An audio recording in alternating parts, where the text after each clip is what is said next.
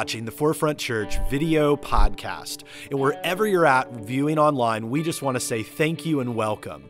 And one of the ways that we can help connect with you is we want to hear from you and where you're at and how we can help. And so head over to forefrontchurch.info after the message and click the Connect tab. It's a great way for us to help you along your spiritual journey as you connect with God and learn about Jesus. And so sit back, relax. We hope that you're challenged and encouraged from today's message.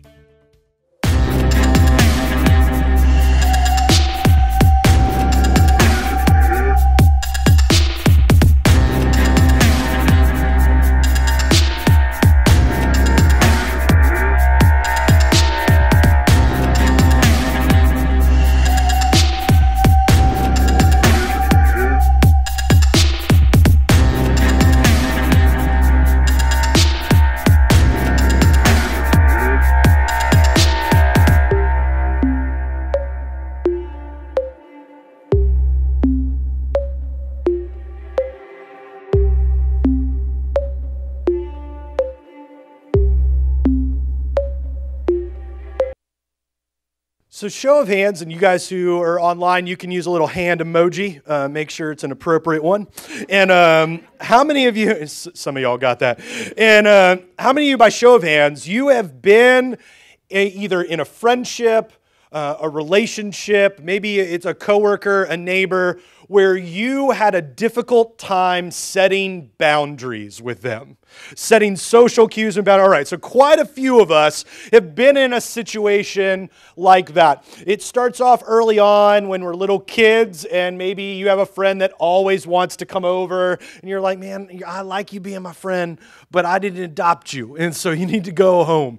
And so you may have a friendship where that friend's like, so what are we going to do? What are we going to do? It's like when you come home, it's like they're a dog. And there's like, hey, I'm so happy to see you. We're going to hang out again, all right? And they just wait for your text or your phone call. What am I saying? We don't use phones for phone calls. And so they wait for your text to do that, and they're ready, and you had to set some boundaries on that. My first time really experiencing this was when I went off to college and had to have a roommate that I did not know for the first time. You know, for many of you, you may have gone off to college, or, you know, I know for a lot of guys, you know, and gals, they went off to boot camp and the whole thing, which I applaud you, because I would never have survived. You are better than I am. And I went off to college, and I know some people who go off with their, like, friend, and we're going to get a room, and it's going to be awesome, whatever. Nope, it was a stranger for me. And you fill out a survey. It's kind of like the paper version back then of Match.com. You fill out a survey, and somebody in a room looks at all the applications and goes, this guy and this guy are going to be good. And so I walk into my dorm room for the very first time. My parents are dropping me off. And if you've ever seen seen the caricature of Jeff Spicoli, that is what I walked into. I open up the door, and there's this guy who's like, hey, what's up, man? And but he was into like death metal music or and whatever, which I was fine with. I was okay with that. I was into that kind of music too. But he is laying there on his bed, and he already has a bunch of stuff up on the walls. And I was like, hey, how's it going? He's like, hey, my name is, and we'll just say first, so we don't throw him under the bus completely, his name is Bill. And so I'm like, hey, what's up? Hey, my name's Bill. What's your name? I'm like, Jason, nice to meet you. Where are you from? The beach. Oh, I'm from the beach too. Cool. And he's like, hey, so, and I had to go to orientation because I had gotten into the college late through just a change in life and some things going on. I had to go to a special orientation, and he didn't. And as I'm getting ready to leave, he says, hey, man, so would it be cool if I like do some decorating before, you know, while you're gone? And I want you to know this about me. Even though I am direct and I'm firm, I am at heart a people pleaser. I want people to like me. I want people to be okay with what I say, with my decisions, whatever. And so I'm here fresh out of high school, and my birthday's in September. I'm one of those kids that went in when you're 4, so I actually had to bring my parents with me to get into college, to like sign all my papers, because I was still 17, and I wasn't like an adult yet. And so I'm there, and mommy, daddy are dropping me off, and the whole bit, and I'm like, sure, yeah, sure, I guess. Which sure, I guess, means you have permission to do what you just asked. So I go off to orientation, and I'm like, all right, man, that was intense. And I walk back in, and I open the door, And I don't know if you've ever seen that movie, Daddy Daycare, where he opens up the door and he starts looking all over the place when the kid had been there. He's like, what just happened? It is like he has put posters over, like concert posters and you name it, and flyers over all the walls, including all over my section of the room. Because the room was symmetrical. Right down the middle, there's a bed on each side, a desk on each side, shelving, 2 closets, and then on one side of the room, there's a sink. The other side, there's a door to get in. And on my side, even up to where my blankets go and my pillow, are his posters all over. I mean, he's put them everywhere. And I walk in, and I'm still trying to take it all in because he's gone full-on Joanna Gaines on the room minus shiplap. Like, he has redone the room. And I just kind of walk in, and I'm like, what do you think, man? And I'm like, oh, I'm trying to pick my words carefully. And he's like, isn't it great? And I was like, well, nah. He's like, what? I was like, well, when I said sure, he's like, well, you said sure. It's so I decorated the room. And I was like, you did, that you did. And I'm looking around, and I was like, but I made an assumption when I said, yeah, sure, that you would decorate. I was like, there's kind of like this imaginary line down the middle.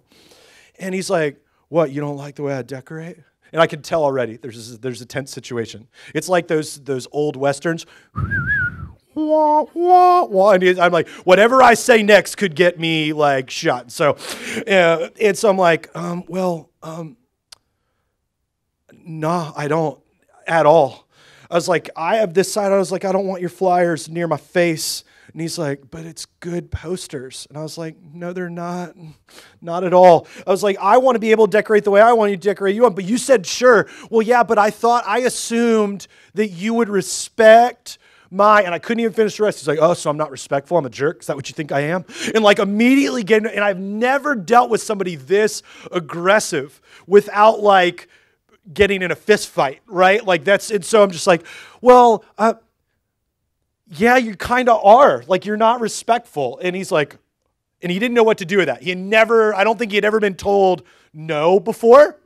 And so I was like, what I need you to do is take down the stuff on my side. There's like a line. If we need to do tape, I could do tape, whatever you need so you could see it. And he's like, oh, so you're going to treat me like a kid? Like I'm like a kid to you?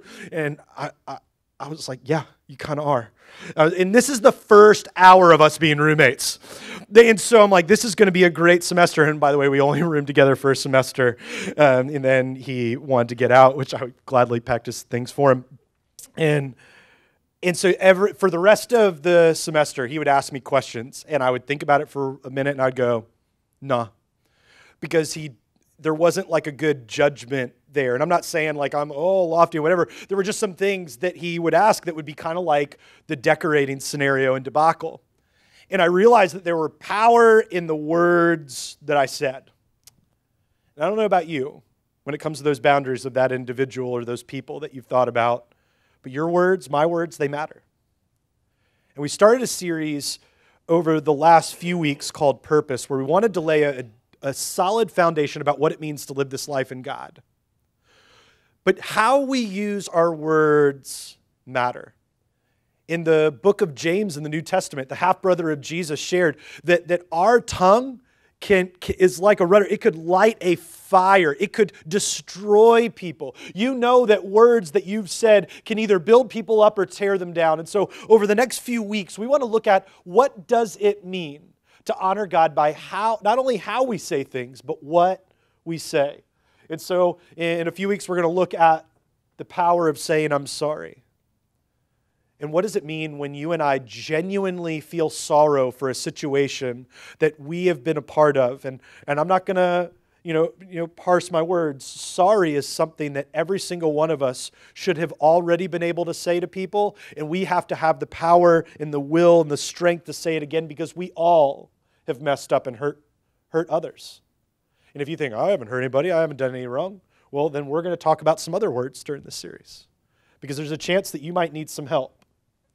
There's a chance that you might have to jump in. And this is something that a lot of people don't want to ask about. Especially for men, we do not, and statistically showing, men are scared to ask for help because it says, I am weak. And I need to tell you some of the most powerful things and some of the strongest things that you and I can do when we are dialing into how God made us, is to say, you know what, I can't do this on my own and I need help.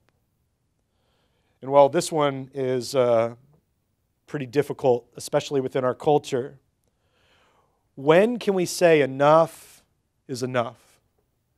Maybe it's in a toxic relationship. Maybe if you have kids, maybe it's a kid who has gone just a little too far. And what you want to do is show a lot of grace, but maybe the most loving thing you can do is say, that is enough. We cannot do that anymore. Or there's things that are happening that you just say, I have to draw the line, and I can't be a part of that anymore. And within culture, one of the things that we don't hear a lot, unless you go through a Chick-fil-A drive-thru, is thanks. Try to play a game and see if I can not get them to not say my pleasure. It's been my pleasure. If you say it to them, it freaks them out. It's my pleasure, come in here. They're like, oh, what? What does it mean to use the power of thankfulness and gratitude and say, you know what, I am thankful for what is taking place in my life. Right now, it's difficult for a lot of people. We just have walked through the entire furlough situation, and although the government has started back up, we're not out of the gate, and I don't care about your politics. What are we thankful for even in the midst of difficulty? And today we're going to look at the power of yes and no. The power to say yes to the right things. Because for many of us, and we'll get to this in a little bit, we are terrified to use the word no because we think people will abandon us. It's so we are, and this is me, the people pleaser, I want to say yes to everything because I want you to like me. I think some of us might be there. With individuals in our life, we just go, man, I can't say no to you because if I say no to you, it'll hurt your feelings. When maybe the most loving thing we need to do is say no to some of those things. Say yes to the right things. You see, all of these words that we're looking at here, as we'll look through over the series, these are boundary-making movements. You and I, and it's just like children, thrive in boundaries and structure. This structure of these things, saying yes to some things, no to others, being thankful, knowing when enough is enough, knowing when we are hurting that we need help, and being able to verbalize, I have hurt you, I am sorry. These create boundaries that help us thrive. People would say, oh no, you need to just live and let live, you need to do your own thing, whatever. I would tell you that studies would show time and time again, outside the church and within inside the church, that structure helps us grow and thrive, and we need boundaries in place. And if you don't get anything else, my prayer is that you get this, that boundaries are essential to growth and direction.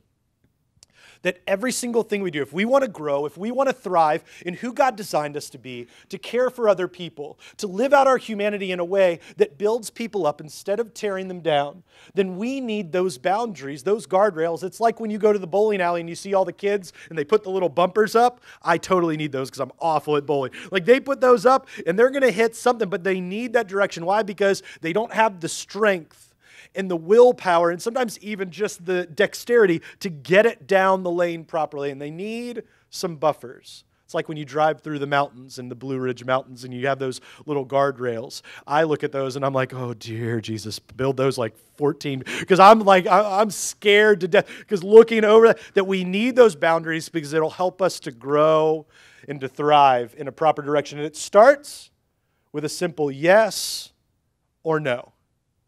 You might be like, man, Jason, I don't know. There's a lot more to it than that. No, there's not. It's looking at what we say yes to and what we say no to and having the discernment to see, all right, God, I want to trust you. And so there are going to be things that I make a cognitive choice to say yes.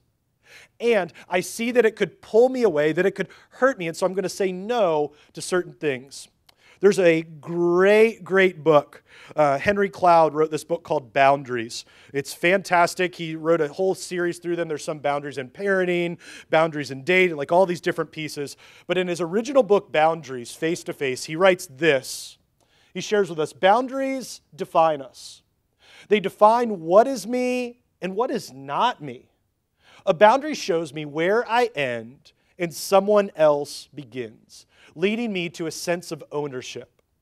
Knowing what I am to own and take responsibility for gives me freedom.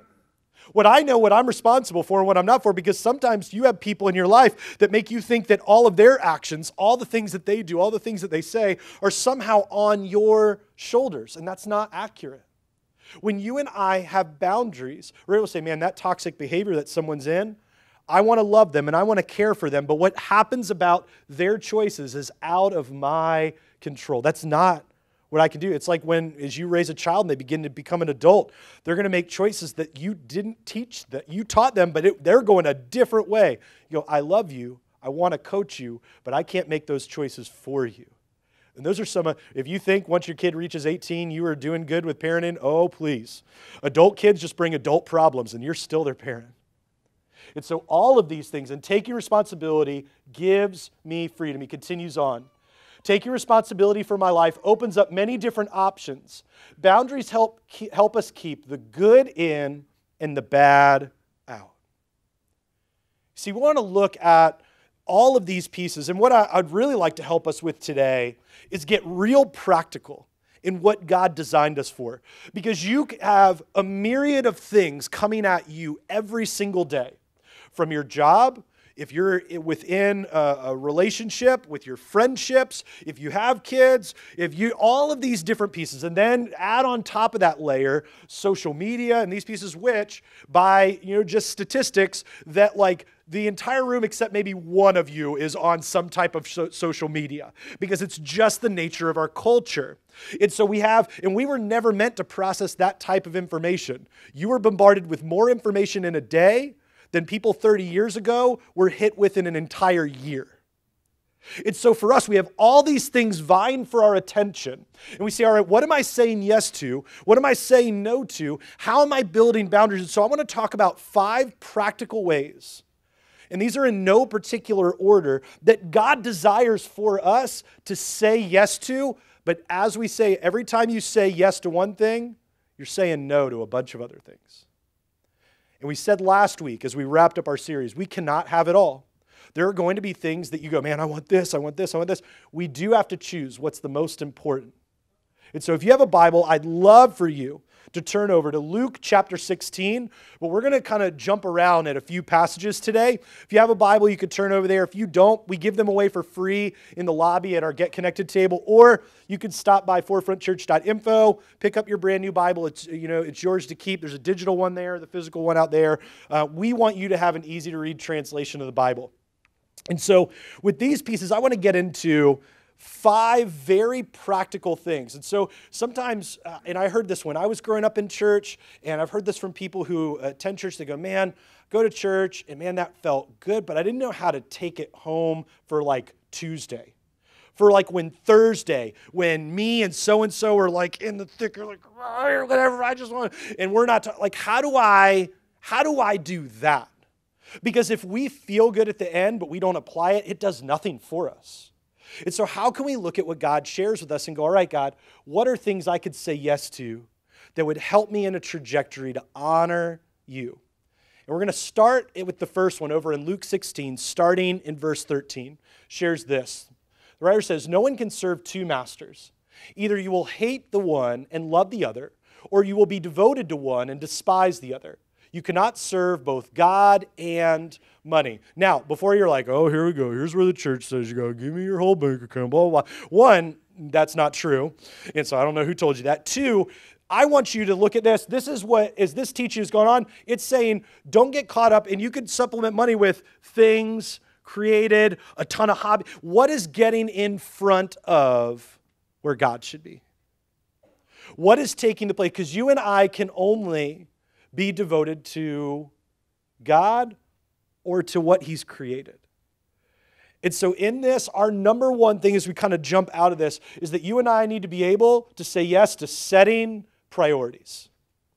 Setting priorities. That means, and I get out good old-fashioned, don't do it on your phone because you'll be distracted because you'll have alerts and everything else. Get out a good old-fashioned piece of paper and a pencil or a pen, and you begin to write in the things that just direct you towards God. Man, I love the job that I'm in. Man, I love the direction of our families, and I love all these pieces. And I need to set the things that are priority. And then on the other side, so this side, things we're saying yes to. But as you say yes to certain things, you're going to have to say no to other things. And I counsel with people who share with me countless times, ad nauseum, that they have people in their life who are absolutely draining them. And usually it's a really close friend. Sometimes it's even a family member who lives in town or out of town. And they just go, I am trying. But as I try to set my priorities, this person is absolutely destroying my self-esteem. They are hurtful to me. They say things that just tear me down. I don't know what to do. God says to love everybody. God shares with us. I said, just because God calls you to love someone doesn't mean that you allow yourself to be a doormat for their toxicity. There's a huge difference. Jesus loved every single person that he encountered. But there was this group of individuals that were religious leaders called the Pharisees that Jesus did not, he would answer their questions, but he would not give them the time of day because they were dishonorable. He said, I'm not going to allow that to happen, and I'm going to care for the people that want care, that desire care, that need care, but you don't want any of that, and so I'm going to walk away. And for many of us, we've set priorities, but we haven't held that boundary. Something creeps in at the last minute, and we're like, oh man, I got to go run to that. Why? Because somebody's emergency has happened and I need to jump in. Just because it's an emergency on somebody else's part doesn't mean it now becomes an emergency on your part. And there are going to be times where you have to kind of hijack your priorities and jump in for somebody. But when you have priorities, you know what to aim for, and you know that God is going to be the first one. Let's move on to the second one. Over in Matthew chapter 6, it says, but when you pray, go into your room, close the door, and pray to your Father who is unseen. Then your Father who sees what is done in secret will reward you. Now I know, where are my morning people at? Raise your hand. You're a morning person. You love to get up early. All right, so very few of you. What I'm about to say, and you're going to be like, Jason, I don't even like you right now. That's fine. You don't have to like me. You can just, you can follow Jesus, and Jesus did it too. So that you would prioritize and say yes to a personal prayer time. You'd be like, Jason, I do. I sit at my cubicle, or I get to the job site, or when I get in my car, I pray in my car. And I'm not going to, I'm glad you're praying. But if someone said to you, say you're big into sports, someone said to you, hey, I want you to do this project while you watch the Super Bowl. You'd be like, oh no, I need my undivided attention on the game. There's commercials, there's food, there's game. I'm going to watch it. You can't make me do something else. How is it, and this is shame on me, how is it that I can give undivided attention to a team, but I can't give undivided attention to the one who created me? And I would say, for some of y'all, you're going to be like, oh, Jason, I don't want to do it. Jesus got up early in the morning and he prayed. He got up early. Now, I'm not saying you have to wake up and the sun's not out, the rooster hasn't even crowed, that you're like, whatever, and do that. But at some point, maybe it's 5 minutes, maybe it's 10 minutes, you're like, Jason, I can't do that. I don't care what Jesus did. This is really tired, and I don't want to wake up, and I just sleep, and you lay down in a ball, and you don't want to do anything. Jesus did it. Jesus took time before he did anything else, and he communicated with God. If you look through his life and watch the moments that he did that, he sets an example for you and I. Priorities say, yes, God, you get my best and my attention to start my day. And God, I'm going to focus on you because the rest of the day will be framed in what you have guided me towards. God, I'm going to have a personal prayer time. I'm going to make that prayer. I'm going to say yes to that, which means you might not be able to stay out late the night before. Oh, but all my friends stay out late. I put my kids to bed, and then we stay up late and do whatever. Maybe it's just, again, setting priorities. What's the most important? And shifting those a bit. I've yet to meet somebody who shifted their personal prayer time to the morning, that did it consistently, that said, man, me and God aren't closer. I think Jesus was ridiculous for saying that. And no, they go, man, something about it. I'm still not a morning person, but I get up and pray. I don't really like waking up, but I'm like, Jesus did it, so I'm going to do it too. So we say yes to that. What else do we say yes to? Matthew 5:37. All you need to say is simply yes or no. Anything beyond this comes from the evil one. How many times has somebody asked you to do something and you didn't want to do it, but you didn't tell them you didn't want to do it? Yeah. Somebody said, hey, you know what? We should totally get together and like have dinner sometime. And inside you're like, yeah, I don't really want to. And on the outside, you're like, you know what? That is such a good idea. We should totally do that. You want to know why there's nervous laughter? Because you've done it. You have done it. And you said, but why is it that we feel that way? Why? Because we feel like the power of yes. If I don't say yes and I say no, that you're going to be hurt by me. Well, what that really says is more about us. I don't have my priorities straight. My connection with God may not be where it needs to be because I feel insecure, so much so that I've overlaid you to have power on me, and I'm not going to say no to you, and so I'm just going to keep saying yes because I'm fearful of that relationship. Because if I say no to you, you might abandon me. You might leave me. And for you and I and all of these things, what we can say yes to in this next time of life is to be honest and direct. Now, don't go around and someone says, hey, you want to hang out? You're like, nope. And just like, keep on walking. All right? Like there is tactfulness and love in how we operate.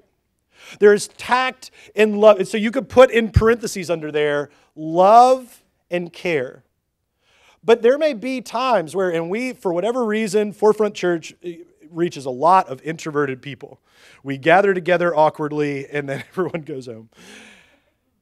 And when people hear these people, they can just go, man, I don't. It is okay to say, man, I'm a little drained, and I'm not really feeling it today, but maybe some other time. It is okay to say no. And if you are fearful that that person will exit your life because of saying no, there's a chance that that person is not the friend that you believe they are.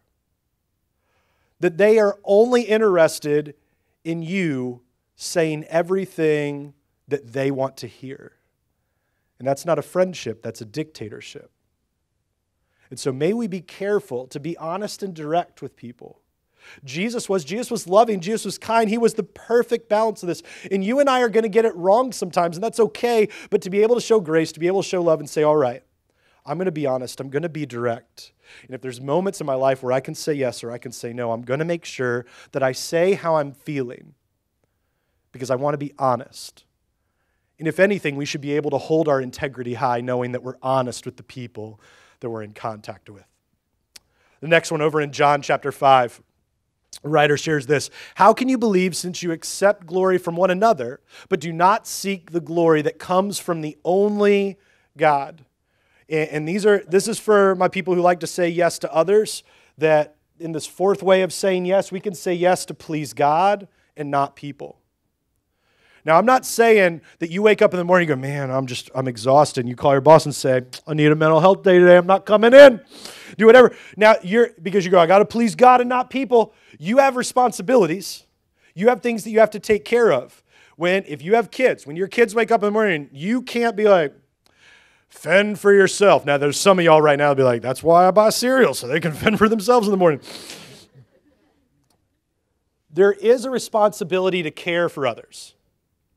But if you and I are walking through this existence, what we say matters. And so we need to be able to say, when you and I lay our head down at night, when we lay it down on that pillow, God, I have honored you and sought you before anything else. And so all these other pieces that have come up, God, I'm gonna trust that I'm honoring you first and not people. I can care for people. I can show love to people. I can show grace to people. But God, I'm going to honor you in the way that I react, because I can't handle what happens to me, but I can handle what I say and how I say it. That God, I'm going to trust you. That God, I'm going to love you. That God, I will please you. And that if other people are happy too, that's great. But if they're not, I've honored you. Now, this is, again, goes back to we're not going to live in a state of perpetual jerkiness. We're not going to be rude. We're not going to be hurtful, but we're going to honor God first. And as you're honoring God first, as you're caring, as you're setting priorities, as you're praying, these pieces begin to fall into place. And it becomes very easy to discern what's to say yes to and what to say no to. But it doesn't stop there, because we can't just simply please God. And it continues on over in Matthew chapter 21, starting in verse 28. It says, "What do you think? There was a man who had 2 sons. He went to the first and said, 'Son, go and work today in the vineyard.' 'I will not,' he answered." And I think somewhere there it would, in parentheses, would be like, "and then he got a whooping." Like I got it because because all I can read next is, "but later he changed his mind and went." I don't know, that's not in the text, but I know how I grew up. And if my dad said, "Hey, I need you to go work on something," and I looked at him and said, "I will not," I couldn't even finish not. I'd be thump, it down on the ground. So went and changed his mind. Verse 30, "Then the father went to the other son and said the same thing. He answered, 'I will, sir.'" Oh, that sounds so great. "I will, sir." But he did not go. As Jesus is teaching this, he asked the question, which of the 2 did what his father wanted? And those around said, "The first," they answered. Jesus said to them, "Truly I tell you, the tax collectors and the prostitutes, who were like the worst of the worst during that time, are entering the kingdom of God ahead of you." What he's saying in this is, don't just simply please me, because the second son said the pleasing words, but he didn't follow it up with the right action. He didn't actually do what he said. And that is the biggest criticism of people of faith today, within especially the United States, is they talk a good talk, but they don't actually walk the walk. They don't practice what they preach. And so what we can say yes to is not only to please God and not people, but that finally we should say yes to obeying God. Say, "God, I'm not just going to hear what you're saying, I'm actually going to put it into practice." Which is why, as we look at this list of what we say yes to, we begin to say, "All right, God, I'm going to trust you. I'm going to make some priorities." That's why when I hear people say, and I love that kids are in sports and some other things and all that, they say, "You know what, we got a lot going on, so we miss a lot of Sundays." I'm like, I get it. And then they miss a ton of Sunday. I'm like, I get it. And they're like, and then they come to me, and this happens so often. They come to me, kids 16, 17 years old, "I don't understand what's going on with my kid." I go, "I know what's going on with your kid." They go, "Well, what?" I was like, "Well, they're not connected to another adult outside of your inner circle that's been guiding them in faith over time. They haven't been hearing truth. Yeah, they've probably heard it from you, but they're not hearing it in a context that's not you." Because let's be real. As much as we love our parents, when we were kids, do we listen to a ton of what they said? No, we were bouncing our ideas off 1,000 other people. And so why not, as a parent, go, "I want to equip you with as many people inside that." And they said, "We're running a river." I was like, "Well, you cared more about the sport than you did about your child." Well, that's preposterous. I don't understand. Well, if we hear all these things, we have to put it into practice, making priorities, valuing what matters. It's saying these are going to be the things that matter to us. And so we're going to do everything we can to protect those. I wrote this down in my notes because this is going to be difficult, because there will be people around you who will go, "I can't believe you drew those kind of priorities. What about me?" Well, there's going to be some things we have to change. We're not going to be out all the time. We're not going to do it. Remember, in a moment, those of you guys who do have kids, when you didn't have kids, you could up and do, leaving the house was nothing. "Hey, you want to go somewhere? Let's go somewhere." "All right, let's go." And you do it. And you go, somebody called, and you go hang out and do whatever. The moment you had kids, everything changed. Your friends that didn't have kids, "Hey, you want to hang out tonight?" "Well, we got to get them down for bed. They got to better, and then we got to feed them every 2 hours. It's weird. Kids they need to eat. I don't know. And so, we're a bit tired. We haven't gotten a lot of sleep. We're going to stay up. "Man, I thought we were friends." No part of that said we weren't friends. I just have different priorities now. I still care about you, but life for me has changed. And I wrote this down in my notes, and I think I need it more than anybody else, but hopefully you can too. We can't manipulate people into respecting our boundaries by candy coating them or sugar coating them. Boundaries are a litmus test for the quality of the relationships we want to have. Those people in our lives who can respect our boundaries will love our opinions and our wishes. Those who cannot respect our boundaries are telling us they don't like it when we say no. They only like when we say yes. What they're really saying to us is, I only like it when you do what I want. And that's not a friendship. That's not a relationship. That's a dictatorship. That's selfish. That's saying you and I aren't friends. You're doing what I say. Essentially, you're saying you're my property and you're going to do all this stuff. And if you don't like it, I'm going to leave you. And that is not healthy. But when those boundaries are set, when those boundaries are put in place, it changes everything. I remember about a year ago, I was doing the bus stop gig because my wife at the time was full-time working at a school and had to get all the kids ready and get them to school. And we're sitting at the bus stop waiting for my oldest to get to the bus, and then we were going to run the rounds. And as we're waiting for that, I hear in the back seat a little commotion. And I look back there, and it's my two oldest on side to side and my youngest one in the middle. And as I begin to look in the rearview mirror, I see the youngest one haul off and punch the middle one in the face. And so just before you start thinking, what are they learning at home? I'm not at home being like, how you can, like I'm not like, not hurting. That's not happening. They're not getting that modeled at home or anything like that. And so I watch this and I freak out as a parent. If you're watching this, you would too. And so I'm like, did you just hit your sister? That's a dumb question because I watched it happen. I'm setting her up for failure. Immediately she goes, I didn't hit her. I just watched you hit your sister. You cannot do that. You hit your sister. I didn't hit her. I was just moving her out of the way because I couldn't see. I was like, oh, help me, Jesus. And so I get the oldest one on the bus, and we go back home. And I call my wife because I'm the hammer dropper, right? Like, I'm like immediately like, all right, we got to sell a child. Like, that's just the way it is. And so I call my wife, and we're on the phone. As we're on the phone, behind me, she has put herself in timeout on her own. Tell me I'm not winning at parenting. Yes, but I did. She just punched a child. But, like, so she has put herself in timeout, and I'm like, hey, babe, I got to go. She put herself in timeout, and I hear, what? I was like, yeah, me too. Click. And hey, babe, what are you doing? I punched my sister, and I'm a lion girl, and I had to go in timeout. And I'm like, come here. And so I ask her to come over, and she will not come to me. She walks around the table. Her sister's sitting there. I'm sitting across the table, and she plops her head down on the table, looking at me. She said, I'm sorry, Roxy. I'm sorry, Daddy. I want to be a good girl. And I'm like, come here, baby. And she crawls up in my lap. I said, baby, I love you. And here's what we go through. And this is why it works for kids, works for adults. Baby, we do not act out towards others like that. We are kind and we use our words. What we're saying is we say no to being physically violent. We're going to say yes to being kind. Baby, we are not going to treat each other that way because that's not the way God desired us to treat one another. God, we're going to say yes to being kind and asking, use our words, will you please move? I can't see out the window. Would be much better than being Mike Tyson. Like, that's not going to work. We are not going to be a family that practices violence. We are going to be a family that practices love and grace. And as we're walking through this, I can watch, which is why she put herself in timeout. She knew.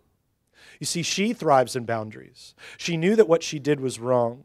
And for us, we thrive in boundaries too. And if you miss all the rest of this, you're like, man, I'm not sure. I don't know about setting priorities. I don't know about all these pieces. I can promise you, if you walk through those 5 and say yes to those, your life will begin to change immediately. Yes, it will be hard. Yes, it will be difficult. But you will watch change. And the reason being is because boundaries are essential to growth and direction. Why does an athlete train and rein it in to be able to reach the goal of winning? Why do they do it? Because they know if they don't, if they let themselves go, if they don't wake up and are on a regiment, not only with their food, but their exercise and all these things, they will not be able to compete. Why do we think that it's any different in the journey of faith? In honoring God in what we do. Whether we're in middle school or high school or whether we're an adult, we thrive when we put our head down and go, all right, God, what do I need to do? I know these boundaries are essential, and so I'm going to begin to honor you. I'm going to have the right priorities. God, I'm going to begin connection with you. Notice I didn't say Bible reading. I want you to read your Bible, but man, it's going to be another hill to climb to be able to read it. Man, if you could just talk to God and begin that, I believe you're going to watch change happen in your life, and it's going to foster a desire to read the Bible, that you and I are going to say, man, I'm going to be direct and be honest, but I'm not going to be mean. I'm not going to be unkind. God, I am going to please you and I'm going to obey you. You and I are going to watch as we say yes to the right things and no to the things that are hindering us. A freedom, a weight that is lifted. You say, man, I know exactly the direction I'm going, and God, you are so good. When we begin to put those boundaries in place, everything changes. Here's the rub. I can't make you do that. You have to choose those boundaries and accept them and put them into practice. That choice is yours. Thanks for tuning in to the Forefront Church video podcast. Our hope and prayer is that this has left you encouraged and challenged you in your faith. And you might have some questions and some ways that you want to figure this out, and we want to help with that. Head over to forefrontchurch.info, and there's a couple different ways that you can connect.